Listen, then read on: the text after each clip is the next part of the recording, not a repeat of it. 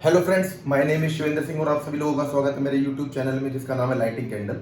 और जैसे कि आपको ऑलरेडी पता है कि मैंने इलेक्ट्रिकल टेक्नोलॉजी सीरीज स्टार्ट की हुई है, जिस सीरीज में जो अभी हमारा करंट टॉपिक चल रहा है वो चल रहा है डीसी नेटवर्क थ्योरम्स। और डीसी नेटवर्क थ्योरम्स में जैसे कि हमने अपने पिछले वीडियोस में देखा कि डीसी नेटवर्क थ्योरम्स किस लिए यूज़ होती हैं, जैसे कि मैथमेटिक्स में पाइथागोरस थ्योरम और दूसरी थ्योरम्स यूज़ होती हैं ताकि हम उन थ्योरम्स को यूज़ करके कॉम्प्लेक्स मैथमेटिकल प्रॉब्लम्स को सॉल्व कर सकते हैं। उसी तरीके से जो हमारे इलेक्ट्रिक सर्किट्स होते हैं जिनमें हमारे कॉम्प्लेक्स रेजिस्टेंस नेटवर्क्स होते हैं, तो उनमें हम डीसी नेटवर्क थ्योरम्स को यूज़ करके उन कॉम्प्लेक्स नेटवर्क्स को सॉल्व कर सकते हैं। और जब भी हम किसी कहते हैं कि हम किसी कॉम्प्लेक्स इलेक्ट्रिक सर्किट को सॉल्व कर रहे हैं या किसी इलेक्ट्रिक नेटवर्क को सॉल्व कर रहे हैं, तो उसका क्या मतलब होता है? उसका मतलब होता है कि हम उस नेटवर्क की, उस सर्किट की हर ब्रांच का करंट निकाल रहे हैं, हर ब्रांच का करंट जानने की कोशिश कर रहे हैं और हर नोड पे वोल्टेज जानने की कोशिश कर रहे हैं। ठीक है, तो क्योंकि इलेक्ट्रिक सर्किट में यही होता है, हर डिफरेंट नोड पे हमें वोल्टेज पता होनी चाहिए, हर ब्रांच में हमें करंट पता होना चाहिए। अगर हमें हर नोड की वोल्टेज और हर ब्रांच का करंट पता है तो इसका मतलब हमने उस इलेक्ट्रिक सर्किट को, उस कॉम्प्लेक्स रेजिस्टेंस नेटवर्क को सॉल्व कर लिया है। ठीक है, तो इसलिए इसके लिए हम डीसी नेटवर्क थ्योरम्स यूज करते हैं। उन्हीं डीसी नेटवर्क थ्योरम्स में हमारी एक जो थ्योरम है वो है delta to star transformation, delta to star network transformation and star network to delta network transformation. ठीक है, तो जैसे इस पे हमने ऑलरेडी 2 वीडियोस के अंदर हम देख चुके हैं। जैसे जो फर्स्ट वीडियो था उसमें मैंने एक्सप्लेन किया था कि डेल्टा टू स्टार और स्टार टू डेल्टा हम कैसे ट्रांसफॉर्म कर सकते हैं, कैसे ये ट्रांसफॉर्मेशन कर सकते हैं, उसका क्या फार्मूला होता है। ठीक है, जैसे हम देखें कि अगर हमारे पास कोई डेल्टा नेटवर्क है जिस और हमने स्टार नेटवर्क में ट्रांसफॉर्मेशन कर रहे हैं, तो जो इक्विवेलेंट रेजिस्टेंस की वैल्यूज है, जैसे कि हमें R1 निकालना है, this is R1 of star network, this is R2 of star network, this is R3 of star network. ठीक है, तो R1 इज इक्वल टू क्या होता है? अब हमें ये देखना होता है, हमें R1 जो स्टार नेटवर्क का R1 निकालना है वो डेल्टा नेटवर्क से निकालना है। तो डेल्टा नेटवर्क में वन टर्मिनल से कौन कौन से रेजिस्टेंसेस कनेक्टेड है? R1 to R31। तो multiply of these two resistances divided by summation of all the three resistances. तो ऐसे R2 अगर हमें स्टार नेटवर्क का निकालना है, this R2 is equal to terminal 2 के साथ हमारे दो रेजिस्टेंसेस है R1 टू R23, तो R23 into R1 to divide by summation into R3 अगर हमें निकालना है, तो R3 के साथ कौन कौन से दो रेजिस्टेंसेस हैं? R31 R23, तो उनका multiplication R31 into R23 divided by summation of resistances. तो इस तरीके से हम जो है डेल्टा नेटवर्क को स्टार नेटवर्क में कन्वर्ट कर सकते हैं। और एक स्पेशल केस हमने लिया था कि अगर R12 equal to R31 equal to R23 हो जाए, this is equal to R delta. अगर डेल्टा नेटवर्क के तीनों रेजिस्टेंसेस इक्वल हो जाए, in that case R star is equal to R delta by 3। तो हमारा जो स्टार नेटवर्क का रेजिस्टेंस है, इक्विवेलेंट स्टार नेटवर्क का रेजिस्टेंस, वो डेल्टा नेटवर्क के रेजिस्टेंस को 3 से डिवाइड करेंगे तो हमें मिलेगा। ठीक है, और हमने इससे जस्ट पहले वाले वीडियो में एक एग्जांपल प्रॉब्लम को भी भी ली थी और उसको सॉल्व किया था कि कैसे ये ट्रांसफॉर्मेशन को रूल को यूज करके हम उस प्रॉब्लम को सॉल्व कर सकते हैं। ठीक है, इस वीडियो में जो हमारा एम है, इस वीडियो में हम 2 और प्रॉब्लम लेने वाले हैं जिसमें हम डेल्टा टू स्टार ट्रांसफॉर्मेशन को यूज करेंगे और उस प्रॉब्लम को सॉल्व करने की कोशिश करेंगे इस ट्रांसफॉर्मेशन को यूज करके। ठीक है, जैसे कि लेट्स स्टार्ट विद प्रॉब्लम 1। हमारे पास एक प्रॉब्लम है, जिस प्रॉब्लम में क्या है, हमारे पास यहाँ पे हमारा एक नोड है ए नोड से हमारा एक 10 ओम का रेजिस्टेंस है जो हमारा एक दूसरे नोड पे जा रहा है, दैट नोड इज सी। वहां से 10 ओम का रेजिस्टेंस है जो एक नोड पे जा रहा है, the name of this node is D, और all the resistances are same here, सारे रेजिस्टेंसेस 10 ओम्स के हैं। ओके, यहाँ पे डी पे हमारा एक 10 ओम का रेजिस्टेंस है, then this point is B, और यहाँ से हमारा ए से बी के बीच में 10 ओम का रेजिस्टेंस है, और हमारा सी से बी के बीच में 10 ओम का रेजिस्टेंस है। ओके, और हमें क्या फाइंड आउट करना है? हमें फाइंड आउट करना है आर ए बी, यानी पॉइंट ए और पॉइंट बी के बीच में हमें इक्विवेलेंट रेजिस्टेंस फाइंड आउट करना है इस नेटवर्क का। ठीक है, अब जैसा मैंने पहले वीडियोस में भी बताया था कि अगर हमें यहाँ पे प्रॉब्लम को सॉल्व करना है, तो जैसे हम बी और हमें अल्टीमेटली ए और बी के बीच का रेजिस्टेंस निकालना है, तो ए और बी के बीच का रेजिस्टेंस निकालने के लिए अगर हम पहले बी और डी के बीच का देखें तो एक 10 ओम का रेजिस्टेंस है, लेकिन यहाँ से जैसे ही हम इस 10 ओम से 10 ओम देखते हैं तो यहाँ पे हमारा एक नोड सी है जिससे सर्किट और आगे एक्सटेंड हो रहा है। तो हम अगर हमारा ये कंडीशन बनती है तो हम 2 पॉइंट के बीच का इक्विवेलेंट रेजिस्टेंस नहीं निकाल सकते, क्योंकि केवल 2 पॉइंट से ही सर्किट एक्सटेंड होना चाहिए तभी हम निकाल सकते हैं। सेम वे में अगर हम सी और डी के बीच में निकालने की कोशिश करें तो फिर हमारा बी से एक्सटेंड हो रहा है। ठीक है, तो हम इसलिए हमें इसकी शेप को चेंज करना पड़ेगा, तभी हम इस इक्विवेलेंट रेजिस्टेंस को फाइंड आउट करने में आगे बढ़ सकते हैं। ठीक है, तो अब हमें यहाँ ध्यान से क्या देखना है? अगर हम यहाँ पे ध्यान से देखें तो अगर इसी शेप को हम थोड़ा सा चेंज करें तो हमें बड़ी आसानी से दिखेगा कि ये एक्चुअली में सी डी और बी, ये जो नोड है वो नोड्स मिलके एक डेल्टा बना रहे हैं। कैसे?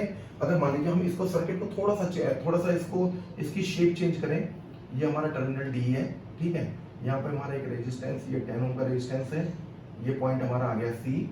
यहाँ पे हमारा डी से एक 10 ओम का रेजिस्टेंस है, ये पॉइंट आ गया हमारा बी, ओके, नोड बी। और सी और बी के बीच में 10 ओम का रेजिस्टेंस है, ये हमारा इस तरीके से कनेक्ट हो गया। और यहाँ हम देखें सी से ए के बीच में हमारा एक 10 ओम का रेजिस्टेंस है, ठीक है। और ए से बी के बीच में एक हमारा 10 ओम का रेजिस्टेंस है, ठीक है। और जो हमारा बी है, और हमारे टोटल 5 रेजिस्टेंसेस है, 1 2 3 4 5, और यहाँ पे हमारे पूरे 5 रेजिस्टेंसेस हो गए। तो अगर जैसे ही हमने इसकी शेप को थोड़ा सा चेंज किया तो हमें क्लियरली दिख रहा है कि पॉइंट जो हमारे नोड्स डी सी और बी हैं वो एक डेल्टा फॉर्म कर रहे हैं, ठीक है। वो वैसे यहाँ से भी पता लग रहा है कि डेल्टा फॉर्म कर रहे हैं, क्योंकि डी और सी के बीच में एक रेजिस्टेंस है, डी और बी के बीच में एक है, और सी और बी के बीच में एक है, तो ये डेल्टा फॉर्म हो रहा है। लेकिन अगर हम इस शेप को देखें तो हमें क्लियरली पता चल रहा है कि यहाँ पे डेल्टा फॉर्म हो रहा है, क्योंकि ये जो शेप होती है इसको डेल्टा शेप बोलते हैं, ठीक है। तो डी सी और बी मिलकर के एक डेल्टा फॉर्म कर रहे हैं। तो अब हम क्या कर सकते हैं कि हम अब जैसे डेल्टा बन गया, तो अब क्या है कि अगर मान लीजिए हमें रेजिस्टेंस, अभी क्या है कि हमारा हमें ए और बी पॉइंट के बीच में रेजिस्टेंस निकालना है, ठीक है। ए और बी पॉइंट के बीच इक्विवेलेंट रेजिस्टेंस निकालना है। तो अगर हम डी और सी के बीच में निकालने की कोशिश करें तो एक ही ब्रांच है, एक ही ब्रांच है, बट बी से सर्किट एक्सटेंड हो रहा है, इसलिए हम इसको ऐसा नहीं कर सकते कि ये 10 ओम और 10 ohm in parallel with 10 + 10, this is not possible. तो ऐसे अगर हम सी और बी के बीच में कर रहे हैं तो एक ब्रांच ही है, एक ब्रांच ही है, बट डी से सर्किट एक्सटेंड हो रहा है। तो हम इसको ऐसे नहीं कर सकते कि 10 ohm is in parallel with series combination of 10 ohm + 10 ohm, because D से सर्किट एक्सटेंड हो रहा है, ठीक है। तो इसलिए हमें सबसे पहले क्या करना होगा, हमें ये जो डेल्टा डी सी बी है या बी सी डी जो डेल्टा है, इसको सबसे पहले हमें स्टार नेटवर्क में कन्वर्ट करना होगा, ठीक है। तो स्टार नेटवर्क में कन्वर्ट करने के लिए हम क्या करेंगे, स्टार नेटवर्क में कन्वर्ट करने के लिए हमें फार्मूला बताएं कि इससे हमें यहाँ क्या पता लग रहा है। और इसमें सबसे अच्छी बात एक चीज और है नोट करने वाली, कि डेल्टा के अंदर हमारे तीनों जो रेजिस्टेंसेस हैं they are of the same value. तो अगर वो सेम वैल्यू के हैं तो हमारा ये वाला फार्मूला एप्लीकेबल हो जाएगा, R star is equal to R delta divided by 3, ठीक है। तो इसका मतलब क्या है कि अगर इस डेल्टा नेटवर्क को, इस डेल्टा को अगर हम इक्विवेलेंट स्टार में कन्वर्ट करना चाहें तो हमारा, मैं दूसरा कलर एक यूज करता हूँ, ठीक है, ताकि जिस कलर से हमें आसानी हो जाए। तो हमारा क्या, अगर हम मान लें कि ये जैसे हमारा हर स्टार नेटवर्क में एक न्यूट्रल पॉइंट होता है, मान लीजिए ये हमारा एक न्यूट्रल पॉइंट है, और यहाँ पे हमें क्या दिया हुआ है, यहाँ पे हमें दिया हुआ है कि R DC is equal to 10 ohm, okay, R DC is equal to 10 ohm, R DC equal to 10 ohm, R CB is equal to 10 ohm, and R BD is equal to 10 ohm, okay. तो RD हमारा क्या हो जाएगा, RD, RC, RB, this will be equal to 10 divide by 3, this is 10/3 ohms, okay. तो इसका मतलब क्या हो गया कि यहाँ पे हमारे जो भी रेजिस्टेंसेस है, ये जो स्टार नेटवर्क के इक्विवेलेंट रेजिस्टेंस आए, तो ये सब रेजिस्टेंस कितने होंगे, 10/3, 10/3, 10/3, ओके। तो अब हम क्या कर सकते हैं, ठीक है, तो अब हम क्या कर सकते हैं, क्योंकि अब हमने इस डेल्टा नेटवर्क का इक्विवेलेंट स्टार नेटवर्क निकाल दिया, ठीक है। तो इक्विवेलेंट स्टार नेटवर्क को निकाल दिया, तो अब हम ये डेल्टा नेटवर्क के जो रेजिस्टेंसेस हैं उनको हम रिमूव कर सकते हैं, ठीक है। तो हमने क्या कर दिया, जो हमारा डेल्टा नेटवर्क के रेजिस्टेंसेस थे वो हमने रिमूव कर दिए, नोड वहीं के वहीं है, बी सी और डी नोड हमारे वहीं के वहीं है, ठीक है।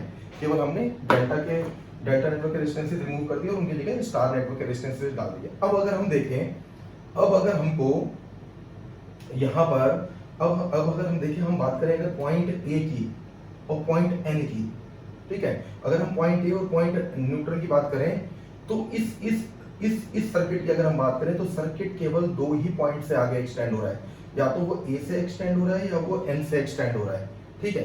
तो इसका मतलब क्या है, ए और एन के बीच में इक्विवेलेंट रेजिस्टेंस निकालना पॉसिबल है, ठीक है। हम ए और एन के बीच में इक्विवेलेंट रेजिस्टेंस निकाल सकते हैं। तो अगर हम ए और एन के बीच में ध्यान से देखें, ए और एन के बीच में हमारा एक जो ब्रांच है वो है 10 ohm plus 10/3, 10 ohm and 10/3 ohm in series combination, this will become equal to 10 plus 10/3, this will be equal to 40/3।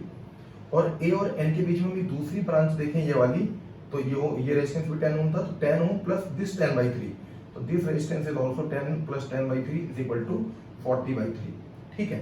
तो अब अगर हम इसका अगर हम इक्विवेलेंट यहाँ पे ड्रॉ करें तो क्या बन रहा है, ये इक्विवेलेंट हमारा ऐसा बन रहा है कि this is node A node से हमारा N न्यूट्रल नोड के बीच में अगर हम देखें तो एक रेजिस्टेंस हमारा यहाँ पे आ गया 40/3 का, और दूसरा रेजिस्टेंस एक और हमारा यहाँ पे आ गया 40/3 का, और ये दोनों रेजिस्टेंसेस 40/3 40/3 ये पैरेलल कॉम्बिनेशन में हो गए। और इस n नोड से अगर हम आगे देखें, इस n नोड से हमारा यहाँ पे इस तरीके से एक रेजिस्टेंस जा रहा है हमारा 10/3 का नोड बी तक, this is node B. Okay, तो अब अगर हम आगे देखें, ये हो गया। अब a और n के बीच में अगर 40/3 40/3, अगर हमें इक्विवेलेंट अभी भी नहीं निकाला, अभी हमने केवल क्या किया, जो 10 ओम प्लस 10/3 सीरीज कॉम्बिनेशन में था उसको 40/3 कर दिया, जो दूसरा 10 प्लस 10/3 सीरीज कॉम्बिनेशन था 40/3 था, उसको केवल हमने ऐड कर दिया। Now 40/3 40/3 in parallel combination. और हमें पता है पैरेलल कॉम्बिनेशन के अंदर भी बहुत सिंपल सा रूल होता है कि अगर पैरेलल कॉम्बिनेशन में दो सेम वैल्यू के रेजिस्टेंसेस पैरेलल कॉम्बिनेशन में लगे हुए हैं, तो जो उनका इक्विवेलेंट रेजिस्टेंस होता है वो जो भी रेजिस्टेंस यहाँ पे लगा हुआ है उसका हाफ हो जाता है। ठीक है, अगर मान लीजिए, इसका मतलब क्या है कि अगर मान लीजिए हमारा एक रेजिस्टेंस ये R है और एक रेजिस्टेंस R दूसरा है पॉइंट A और पॉइंट N के बीच में लेटर से, तो हमारा जो इक्विवेलेंट रेजिस्टेंस A और N के बीच में होगा वो हो जाएगा R/2। Okay, R/2। वैसे एक्चुअली ऐसा क्यों हो जाता है, क्योंकि हमें पता है जो इक्विवेलेंट रेजिस्टेंस है वो क्या होता है, multiplication of two resistances divided by summation of two resistances. तो ये क्या हो गया, R into R। Okay, R into R divided by R plus R यानी 2R। तो R से R cancel, this is equal to R/2। Okay, तो वो इक्विवेलेंट रेजिस्टेंस जब वो क्या हो जाता है, हाफ हो जाता है। तो 40/3 40/3 जो हमारा सीरीज पैरेलल कॉम्बिनेशन है, इसका अगर हम रेजिस्टेंस निकालें तो 40/3 इंटू हाफ हो जाएगा तो 1/2। इसको अगर हम करेंगे तो दिस इज इक्वल टू 20/3। ठीक है, ये हो गया हमारा 20/3। तो अगर हम इस पैरेलल कॉम्बिनेशन को हटा दें तो इस पैरेलल कॉम्बिनेशन की जगह हम ए नोड और न्यूट्रल नोड N के बीच में हम एक रेजिस्टेंस दिखा सकते हैं, सिंपल सा रेजिस्टेंस जिसकी वैल्यू होगी हमारी 20/3। Okay, this resistance is equal to 20/3। अब अगर हम नोड्स A और B के बीच में देखें तो बहुत सिंपल है, हमें इक्विवेलेंट रेजिस्टेंस A और B नोड के बीच में निकालना है। तो बहुत सिंपल है, एक 20/3 ओम का ये रेजिस्टेंस है और हमारा उसके बाद में ये पूरा एक सीरीज पाथ है जिसमें 20/3 ओम का एक रेजिस्टेंस है और 10/3 ओम का एक रेजिस्टेंस है। तो RAB हमारा जो equivalent resistance between node A and B है वो क्या है, 20/3 ओम प्लस, क्योंकि सीरीज कॉम्बिनेशन में सीधा सीधा रेजिस्टेंस ऐड होते हैं, 20/3/10/3 प्लस में 30/3, दिस इज इक्वल टू 10 ओम। अगर आपको मैं कहते हैं सीरीज कॉम्बिनेशन में इक्विवेलेंट रेजिस्टेंस क्या होता है, पैरेलल कॉम्बिनेशन में इक्विवेलेंट रेजिस्टेंस क्या होता है, और इस पे कुछ एग्जांपल प्रॉब्लम्स देखनी है सीरीज पैरेलल कॉम्बिनेशन पे, तो आप मेरे पुराने वीडियोस रेफर कर सकते हो जिसमें मैंने इनके ऊपर काफी एग्जांपल प्रॉब्लम्स लेके इनको सॉल्व किया है। ठीक है, तो यहाँ पे हमारा क्या हो गया, इसलिए RAB जो है दैट इज इक्वल टू 10 ओम। ठीक है, तो यहाँ पे हम देख सकते हैं कि इस प्रॉब्लम में हमने कैसे डेल्टा टू स्टार ट्रांसफॉर्मेशन को यूज करके हमने इस सर्किट को, जिसको हम वैसे सॉल्व नहीं कर सकते थे क्योंकि सीधा सीधा हमारा दो पॉइंट के बीच में इक्विवेलेंट रेजिस्टेंस फाइंड आउट नहीं हो पा रहा था, उसको हमने delta to star transformation use करके सॉल्व कर लिया है। ठीक है, अच्छा, अब हम एक काम करते हैं, हम एक दूसरी प्रॉब्लम लेते हैं, ठीक है, और उसको सॉल्व करते हैं।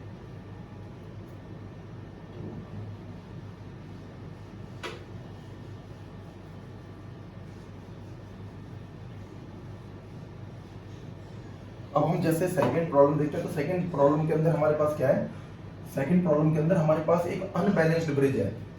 यहाँ पे क्या है, हमारा नोड A है, इसमें भी सेम चीज है, हमें इक्विवेलेंट रेजिस्टेंस फाइंड आउट करना है between nodes A and B।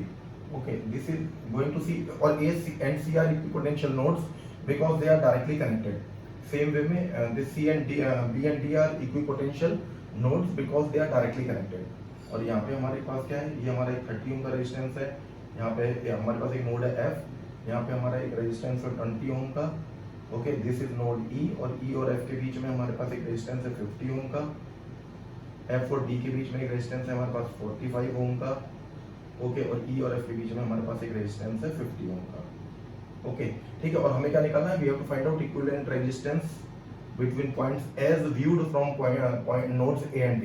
Okay, ठीक है, अब इस क्वेश्चन में सबसे पहले तो हम देखें, ये एक व्हीटस्टोन ब्रिज है, बट व्हीटस्टोन ब्रिज में अगर हम देखें ratio of these two resistances and ratio of these two resistances 30/45 का अगर हम रेशियो देखें, दिस इज इक्वल टू 2/3, और यहाँ हम रेशियो देखें 20/50 का, तो 20/50 दिस रेशियो इज 2/5। तो these two ratios are not equal, it means this is not a balanced bridge। अगर ये एक बैलेंस्ड ब्रिज होता तो बहुत आसानी से सॉल्व हो जाता। उसमें क्या होता कि बैलेंस ब्रिज होता तो बैलेंस ब्रिज में बीच का जो हमारा रेजिस्टेंस है उसके थ्रू कोई करंट नहीं होता है, तो उसके थ्रू अगर कोई करंट नहीं है, उसके थ्रू अगर कोई करंट नहीं है तो वो रेजिस्टेंस ओपन हो जाता है। ओपन हो गया तो फिर तो क्या है कि C और D या A और B के बीच में अगर हम बात करें कि अगर ये रेशियो इक्वल होता, लेट्स से चलो हम इसको थोड़ा सॉल्व भी कर लेते हैं। लेट से अगर मान लीजिए ये 30 ओम और 45 ओम है, सेम वे में अगर मान लीजिए ये लेटर से ये 60 ओम और ये 90 ओम होता, ठीक है, तो 30/45 is 2/3, 60/90 that is also equal to 2/3।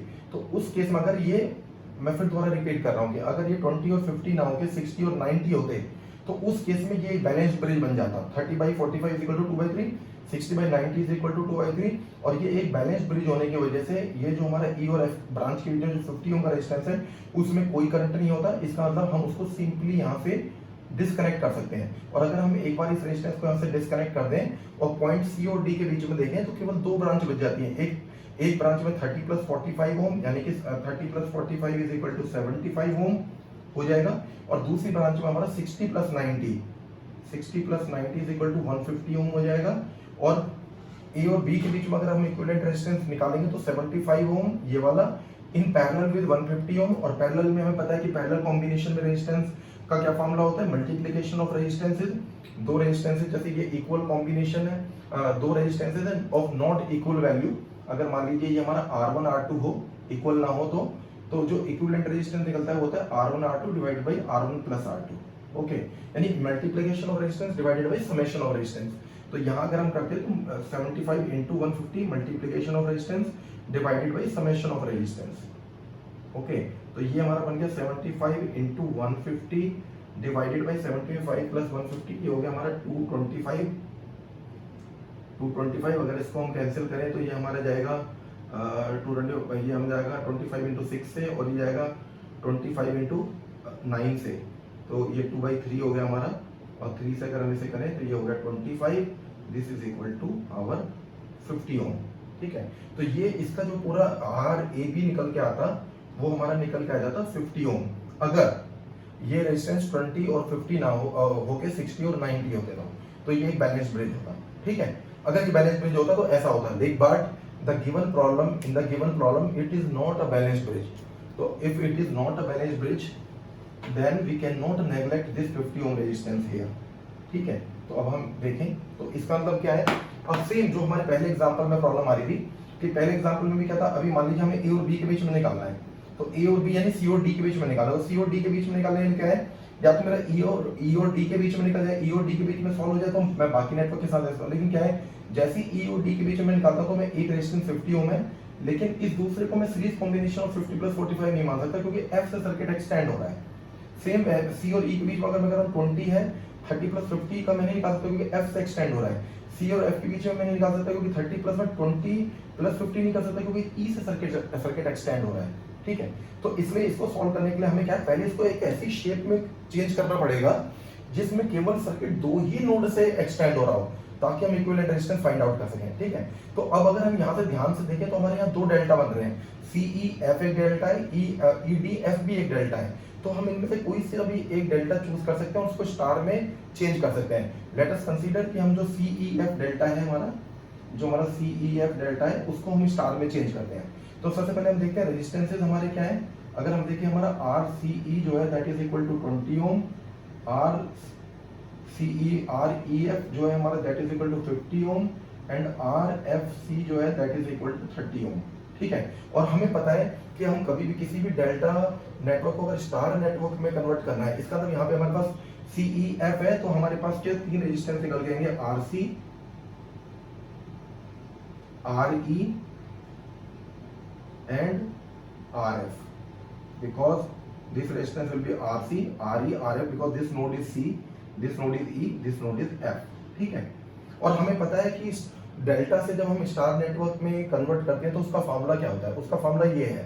ये फार्मूला क्या कहता है कि अगर मुझे RC निकालना है, RC निकालने का मतलब है कि नोड C के साथ डेल्टा में जो दो रेजिस्टेंसेस लगे हुए हैं नोड C पे उनका मल्टीप्लिकेशन, यानी अगर RC मुझे निकालना है तो this will be equal to RCE multiplied by RFC divided by summation of all the three resistances, RCE plus RFC plus REF।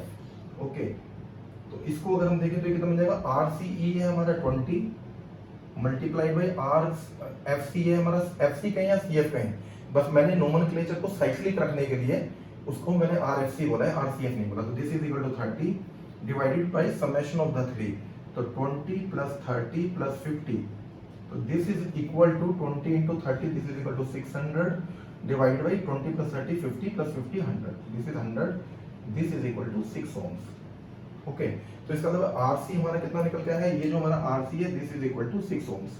ठीक है, सेम वे में अगर हम आर ई निकालें तो आर ई हमारा क्या होगा, ई के साथ ये दो रेजिस्टेंसेस लगे हुए हैं, 20 इंटू में 50 डिवाइडेड बाई सेम समेशन तो सेम रहेगा तीनों रेजिस्टेंसेस का, दैट इज इक्वल टू 100। तो अगर हम इसको देखें तो this is equal to 10 ohm, 2 into 5 10। Okay, तो आर ई जो हमारा है that is equal to 10 ohm। R F को अगर हम निकालें, R F this is equal to, R F means इस टर्मिनल एफ के साथ जो दो रेजिस्टेंस लगे हुए हैं इस डेल्टा में, that is 30 into 50 divide by 100, 0 0 0 0, this is equal to 15 ohm। ठीक है, तो दिस रेजिस्टेंस इज 15 ohm। ठीक है, तो इसका मतलब क्या है, और ये जो कॉमन टर्मिनल है न्यूट्रल टर्मिनल, इसमें हम क्या कर सकते हैं, यहाँ पे हमारी एक रेजिस्टेंस है, ये न्यूट्रल नेटवर्क है, एक रेजिस्टेंस ये आ गया और ये न्यूट्रल, और एक रेजिस्टेंस हमारा ये यहाँ पे आ गया एंड देन न्यूट्रल। तो ये रेजिस्टेंस अगर हम देखें तो इसकी वैल्यू कितनी है, 6 ohms। ठीक है, ये रेजिस्टेंस जो है इसकी वैल्यू कितनी आ रही है हमारी, यहाँ पे हम एक काम करते हैं, यहाँ पे एक दूसरा पेन, दूसरे कलर का पेन यूज करते हैं ताकि इजीली दिखे। This is 6 ohms। ओके, ये जो रेजिस्टेंस है ये हमारा निकल का आया 10 ohms, और ये जो रेजिस्टेंस है ये निकल का आया 15 ohms। ठीक है, तो अब हमारा क्या है, ये जो सी ई एफ डेल्टा जो है वो स्टार में कन्वर्ट हो चुका है। तो अगर हमारा ये स्टार में कन्वर्ट हो चुका है तो हम क्या कर सकते हैं, अब जो डेल्टा वाले रेजिस्टेंसेस हैं उनको हम रिमूव कर सकते हैं। ठीक है, तो हमने इसको रिमूव कर दिया, यहाँ से इसको रिमूव कर दिया, और यहाँ से हमने इसको रिमूव कर दिया। ठीक है, अब इसको रिमूव करने के बाद, अगर हम देखें, अब अगर हम बात करें नोड बी यानी डी, बी और डी तो इक्विपोटेंशियल नोड है, सेम पॉइंट है, बी कहो चाहे डी कहो, तो डी बी और एन के बीच में, डी और एन के बीच में अगर हम बात करें तो यहाँ पे केवल दो ब्रांचेज हैं, और ये जो सर्किट है केवल दो ही पॉइंट से एक्सटेंड हो रहा है, डी से और एन से। तो इसका मतलब है कि एन और डी के बीच में इक्विवेलेंट रेजिस्टेंस निकालना पॉसिबल है। ठीक है, तो वो इक्विवेलेंट रेजिस्टेंस निकालने के लिए हम क्या करेंगे, वो रेजिस्टेंस निकालने के लिए बहुत सिंपल है हमारा। अगर हम एन और डी के बीच में देखें तो हमारी एक ये ब्रांच है, एक ये ब्रांच है, इस ब्रांच में अगर हम देखें तो 15 प्लस 45 इन सीरीज कॉम्बिनेशन, तो ये हो गया हमारा 15 plus 45, this is equal to 60 ohm in between n and d in this branch via f।